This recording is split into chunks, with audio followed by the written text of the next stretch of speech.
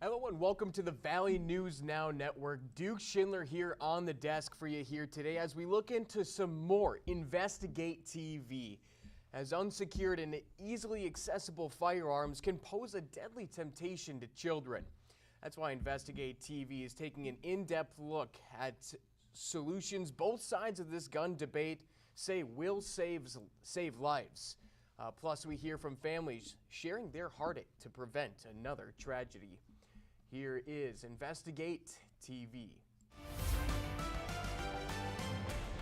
Today on Investigate TV Plus, unsecured and easily accessible firearms can pose a deadly temptation to children. We take an in-depth look at solutions both sides of the gun debate say will save lives. Not only was there not a gun lock, but the gun was found just laying on the bed.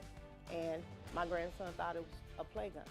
Plus, families shared their heartache to prevent another tragedy. Then, I remember being in a closet with my teacher and 8 children with disabilities. young people put their feelings to paper to help end gun violence and heal. And he's worn many hats in his life. Manchester's arm wrestling champion for like 9 years. But now he's using his hands to create something for your head. In-depth stories that inform and inspire. You're watching Investigate TV Plus.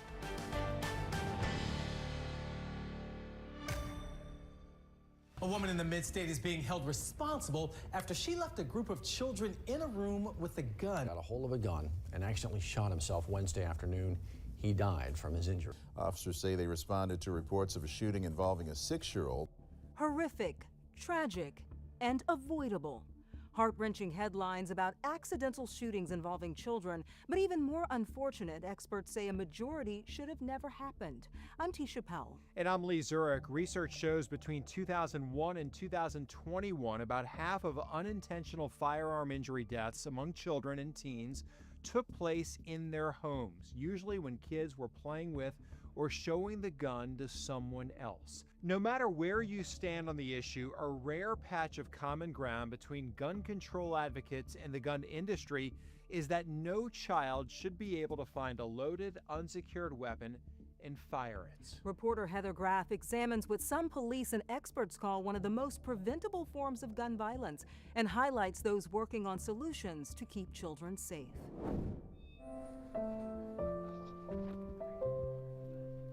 Twinkle, twinkle, little sky. Sky McCord's personality shines bright. She's definitely a ray of sunshine. She is so sweet. You're my sunshine. Her aunt, Dorothy Grigg, says her little niece is full of life now. But on a cold Valentine's Day in 2024, Sky became part of a troubling national statistic. Our life has changed completely due to this incident. Michigan prosecutors say that evening, then 3-year-old Sky found a loaded revolver in the bedroom of her father's home and pulled the trigger. The bullet pierced her right eye and exited through her skull. Sky was rushed to the hospital and underwent emergency surgery to save her life. Doctors warned her family they should prepare for the worst. They told us they didn't know if she would even come out of the coma, that she could possibly be a vegetable. According to reports compiled by firearms safety advocacy group Everytown, nearly every day a person is shot in the U.S. because a child has accidentally fired a gun, and children under 6 are more likely to be victims. For those who do survive their injury, many are left with long-term health consequences, including problems with memory, thinking, physical disability, and chronic mental health conditions such as post-traumatic stress disorder.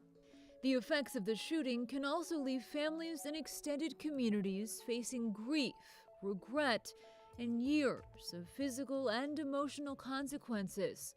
Feelings Francine Strain knows all too well. You're crying over the one that you lost, and then you're trying to love on the one that accidentally did it. In March 2022, Francine lost her 12-year-old grandson LaFrance to an accidental shooting. She says LaFrance and his siblings were at a family member's house when LaFrance's 10-year-old brother found a loaded gun and shot him. Not only was there not a gun lock, but the gun was found just laying on the bed.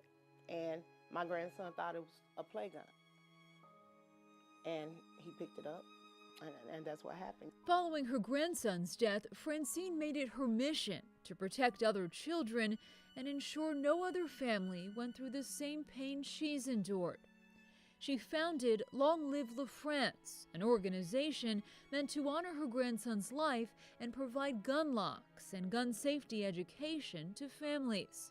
Strain says she finds peace in helping people learn more about the dangers of leaving guns unsecured in homes, especially those with children. It's like a therapy for me.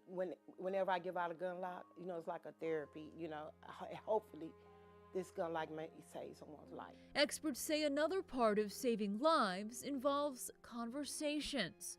Lieutenant Justin Nichols with the St. Louis County, Missouri Police Department says when it comes to gun safety, it's critical for family members to hold each other accountable. Anytime you bring a firearm in the home, you have to address that with your children. It changes the dynamics of your home. There is a curiosity factor with firearms, especially with children. He says it's important to respect guns, not fear them. And proper gun education that focuses on training gun owners in safe handling and storage is the key. You can't just keep it away per se and just think that nobody is going to have a desire to go seek it out. We have to train each other on it and educate properly. Back in Michigan, Sky has undergone several brain surgeries, and she had to learn how to walk and talk again. In July 2024, more than 5 months after the shooting, doctors replaced her eye with a prosthetic, hand-painted hazel to match the left one. Her aunt says, thankfully, Sky has no memory of the shooting. Every day she gets a little bit better. I'm 4 years old. I'm 4 years old. And now, when the little girl looks in the mirror, she sees a reflection. I'm beautiful. Of a survivor. Yeah, I'm beautiful. Sky's father, Michael Tolbert, became the first person charged under Michigan's safe storage law. The measure went into effect the day before Sky shot herself. The law requires gun owners to keep their weapons safely stored when they know a child will be on the premises. Under Michigan's safe storage law, the owner of the premises is responsible if there's a minor child there, and the owner of the firearm is also responsible. So there is no excuse. You have to lock up a firearm and safely store it if there's a minor present. Along with Michigan, more than 24 other states and Washington, D.C. have adopted either secure storage or child access prevention laws. The laws vary in their requirements, but generally focus on ensuring firearms are stored unloaded, locked, and separate from ammunition. There are no federal laws requiring secure firearm storage. On its website, the NRA encourages firearm owners to store their guns securely. The gun rights lobby group says there are different options for every home and firearm. Project Child Safe provides safety kits, brochures, tip sheets, and other educational materials on gun storage. They also worked with thousands of law enforcement agencies to provide free firearm safety kits, which include cable-style gun locks. Just go to their website, projectchildsafe.org, for more information. Still ahead, young people compelled to write words that matter. Violence made me anxious, vulnerable, and powerless. To inspire change in their communities. Just listening to them, they have some beautiful ideas. Like, wow, I never thought of that. Teens express their feelings on gun violence and offer solutions for a safer future.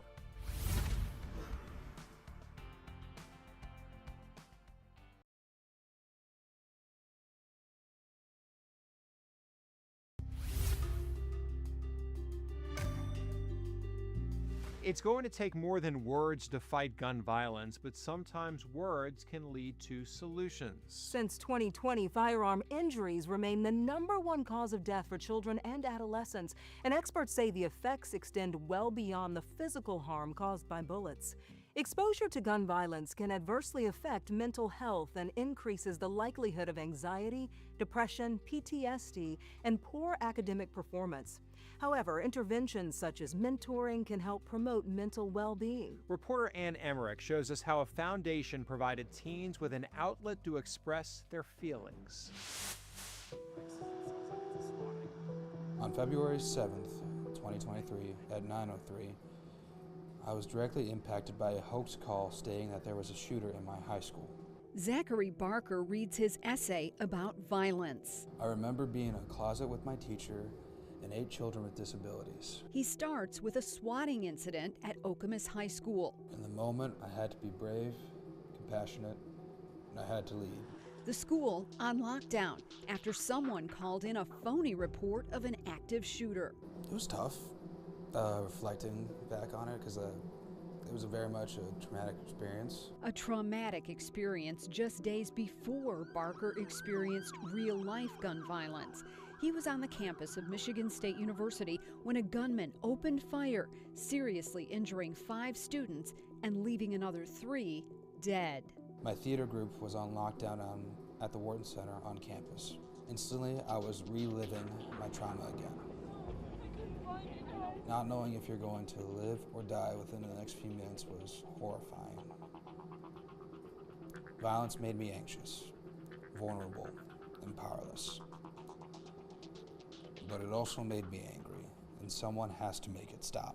These are 2 brothers. They got the younger sister part of it too. This is their younger sister. Michael McKissick has been working nearly 10 years to make it stop. His foundation, Mikey 23, keeps kids off the streets and busy rehabilitating homes. It's named for his son, who was just 23 when he was gunned down. His killer never brought to justice. You know, that's still emotional and stuff, because still we don't have any closure. So the writing aspect of it, of everything, is very, very helpful for me and my family. A family finding peace by giving back and inviting kids to join the conversation. McKissick's daughter came up with the idea to start a scholarship contest, and the essays came rolling in. Sadly, myself as well as the majority of the people in my generation have been so desensitized to these horrid acts that we define as violence, that I often have to remind myself that violence isn't normal, and that violence is something that is happening too much and talked about too little, especially in our African American communities. Just listening to them, they have some beautiful ideas, like, wow, I never thought of that. That's because they're dealing with their peers because of that age factor. The common thread is when you own a gun, try to have safety around that gun. McKissick encourages all of the kids in his program to put their thoughts on paper. Some of the writers revealing they've actually held a gun. Others worried they can't trust the police. Some of them experience gun violence in their family. Some of them know individuals that got shot or know or heard about it. And so when these are young kids, again, you know, I get emotional because I know that I experienced from Michael being murdered. Zachary Barker's essay won the contest in 2024. He's now a student at Michigan State University and says reading it again brought back the emotion and his commitment to help others. The recovery part after a traumatic event can either make or break people. And my hope is that I can help people live through that and move on with their lives. It's been nearly 3 years since Reese Robinson's essay won the contest. She's now a junior at the University of Michigan studying political science. She hopes to use her knowledge to create policies to crack down on guns. I am for people having the right to own guns, but having the right to own them, you know, with regulation. A generation all too familiar with gun violence, putting words on paper to help and heal. So this is a huge step forward, but it also could help someone else who has been through the same thing or been through worse situations to know that you're not alone. In June 2025, Isaiah Thomas won the 2025 Mikey 23 essay contest. Isaiah wrote about his own experience with abuse and violence within his family, his anxiety, and how he ended up in a court-ordered school for truancy. In his essay, Isaiah said, quote, "These experiences, however, do not define me. Instead, it has fueled my determination to pursue law enforcement. a career where I can make a direct change. I plan on stopping violence in my community by becoming a police officer, serving with compassion. He went on to say, I refuse to be a bystander in the face of violence. In Lansing, Michigan, I'm Ann Emmerich. These essays are so important. It's so great sometimes to put things like that into words. It's part of the healing process, too. Exactly, and these are real kids that have experienced some terrible things, and they're traumatized by it, and it's good to talk about it. Definitely is. Still ahead, a craftsman has no intentions of hanging up his hat anytime soon. You gonna be doing this at 90? Hopefully 99. I'm shooting for 99. We take you inside his workshop where he carves out wearable works of art. But first, this is not your dad's or even your school lunch. We step behind the serving line to catch a glimpse of modern-day school meals.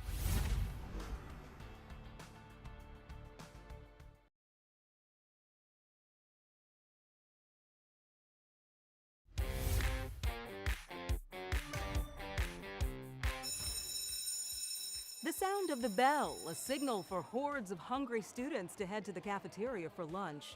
When many of us were in school, the menu may have included a slice of square cheese pizza with flecks of pepperoni, a small carton of chocolate milk, and if you were lucky, an ice cream cup with a wooden spoon. Hungry yet?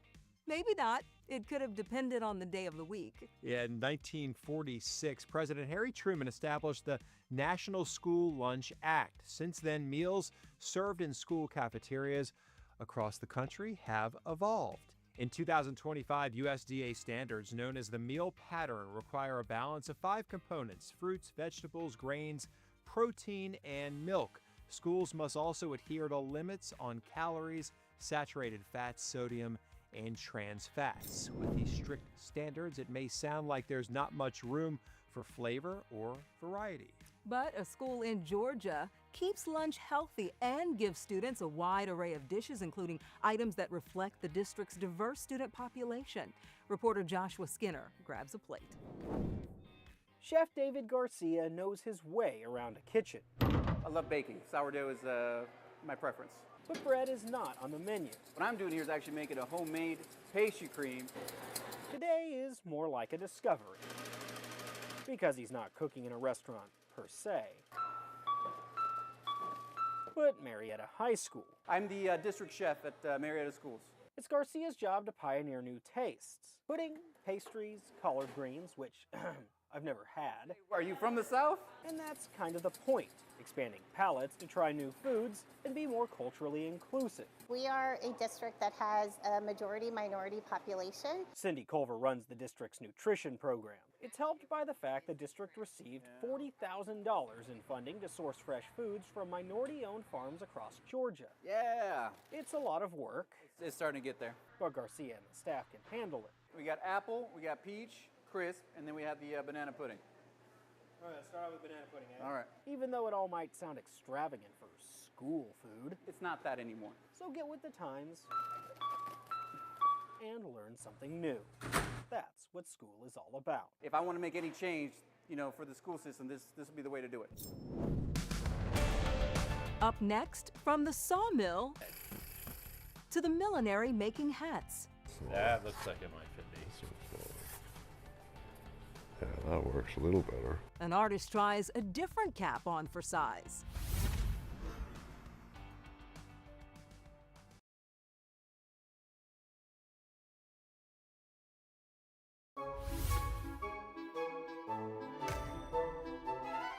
There are many uses for wood, from building to burning for heat, but a Vermont man has found one that not many think of: headgear. More than 3 decades ago, this craftsman attended a cowboy-style wedding and decided to take his passion for woodworking and transform it into wearable art. Reporter Joe Carroll tries one on for size.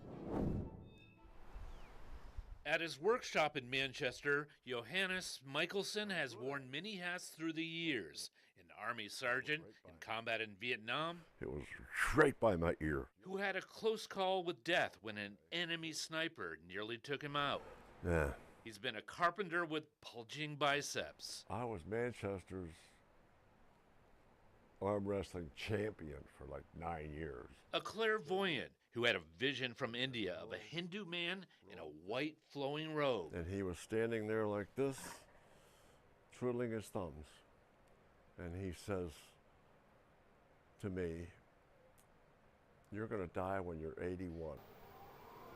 What he's spinning now fits on his head. Wooden hats as unique as Johannes. It just came naturally. I started doing a little bit of curving, and I said, you know, if a little curving is good, more is better. And I'm making a shape here. Auie's a hat guy. He wore the original to a Western-themed wedding. The idea came earlier. I had it for 10 years before I ever made the first hat. Johannes became a hatter, madly making close to 2,000 over the last 35 years. The price for his creation hovers around $1,000 a piece. He sets the lathe for 777 rotations a minute. Just because it's a good, lucky number. Johannes says he was the first wood turner in the U.S. to make these hats. I made one for Bonnie Raitt. Mostly taught by this Vermonter. My position of the tool is very different from what other people do. So now I've got some light coming through the wood. Thin enough to bend, but not too thin to break easily. This one's smaller. That looks like it might fit me. This one's smaller. Yeah, that works a little better. Are these the best in the world? Am I the best in the world? Yeah. Turning hats? Yeah. No question, a doubt. No, there is no question. Johannes has a healthy ego that goes against the grain for some, and he knows it. I don't let people push me around. Some people just charm everybody. I charm half the people, and the other half hates me. You gonna be doing this at 90? Hopefully 99. I'm shooting for 99. Remember that Indian guy said 81. Johannes has no intention of hanging up his hat. Yeah. Well, that's pretty fancy stuff. And that's it for us on Investigate TV Plus. I'm Tisha Powell. And I'm Lee Zurich. Thanks for watching.